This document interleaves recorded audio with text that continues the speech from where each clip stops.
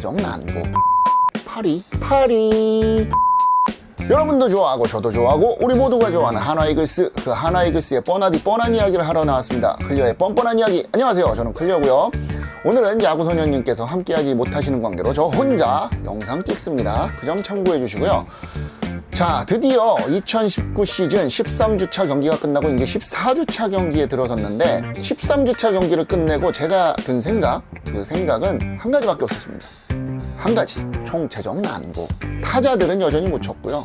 그나마 잘했던 투수들도 이제는 무너졌다, 이렇게 볼 수가 있겠는데, 물론 두산과 키움이라는 상위권 팀과 붙는 한화이글스여서 많은 기대를 못한 것도 사실이에요. 그런데 이번 주에 많이 밀리게 되면은 하위권으로 확정을 짓는 경기가 될 수도 있다, 그렇게 예측을 했었는데 결국엔 이번 주 1승 5패로 인해서 현재 한화이글스 순위는 자그마치 8위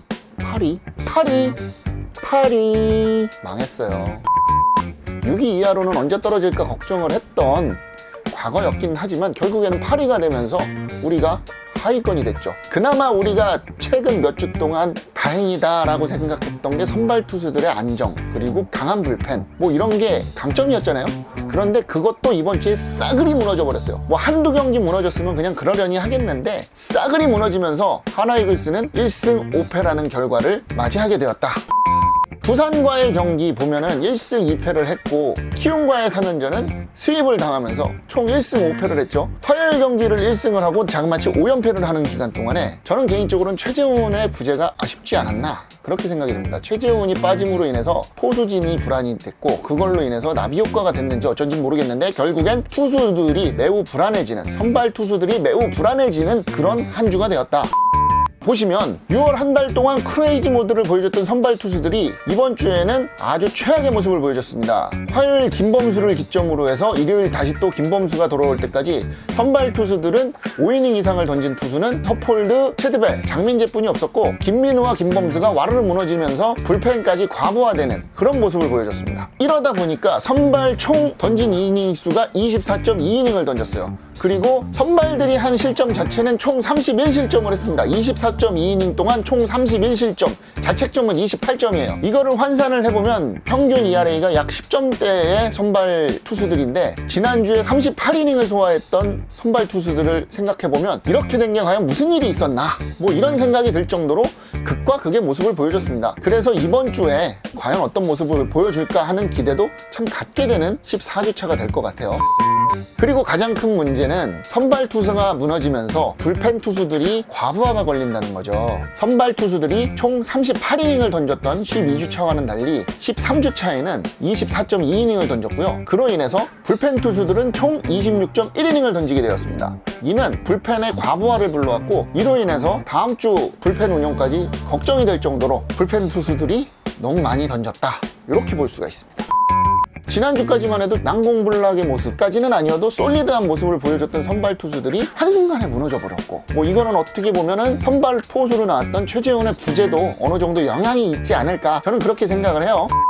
가장 큰 문제, 타자들은 여전히 물방망이 타선을 보여주면서 투수들이 힘이 빠질 때가 되었다, 이렇게도 볼 수가 있죠. 투수들이 어떻게 보면은 그동안 하드캐리 하면서 를 이끌어 왔는데, 문제는 그 투수들이 힘이 빠질 때가 되었다는 거죠. 투수들이 이제 좀 못 던질 때가 되지 않았었나, 그렇게도 보여집니다. 자, 이번 주에 누가 잘 쳤나를 보면 타자는 이성열, 그리고 장진혁과 우리의 요리조리 정은원이 팀 타선을 이끌었고, 그나마 나는 좀 사람만큼 쳤다 싶은 게 김태균과 호잉입니다. 팀 주간 평균 타율이 2할 5푼대인데 그거 이상으로 친 게 호잉과 김태균, 그리고 이성열, 장진혁, 정은원 정도밖에 없어요. 이러다 보니 나머지 타자들은 뭐 했나 싶으시죠? 그래서 봤습니다. 네, 이렇게 처참하죠. 이렇게 처참한 줄을 저도 몰랐어요. 물론 볼 때마다 코너 내야수들, 그러니까 1루와 3루를 보는 타자들의 생산성이 굉장히 떨어진다, 이렇게 보여지고 있었는데, 역시나 기록으로 보니까 이 코너 내야수로 출전했던 선수들이 총 얻어낸 안타가 불과 4안타밖에 없더라고요. 그러니 생산성이 낮아지고, 그 생산성이 낮아짐으로 인해서 타자들은 점수를 적게 낼 수밖에 없었던 그런 경기가 아니었나. 그나마 좀 칭찬을 할 만한 거는 이성열이 좀 살아났다는 점, 그리고 호잉과 김태균, 그리고 이성열의 장타가 살아났다는 점, 이런 점은 좀 좋게 생각해 볼 만한 점이기도 하지만 안 좋은 점은 다른 타자들은 생산성이 많이 떨어졌다. 그나마 뭐 장진혁이나 정은원이 출루를 하면서 타선을 이끌었긴 하지만 다른 타자들의 생산성이 너무 낮아졌지 않았나, 그런 생각이 들어요. 그렇기 때문에 하나 이글스의 빈탄은 계속될 것 같다. 여기서 극적으로 모멘텀이 있으려면 제 개인적인 생각으로는 정근우가 복귀하면 외야수로 복귀할 게 아니고 다시 1루수로 들어가는 게, 어떻게 보면 팀 타자들의 생산성적인 측면을 봤을 때는 정근우가 1루로 돌아가는 게 더 낫지 않을까.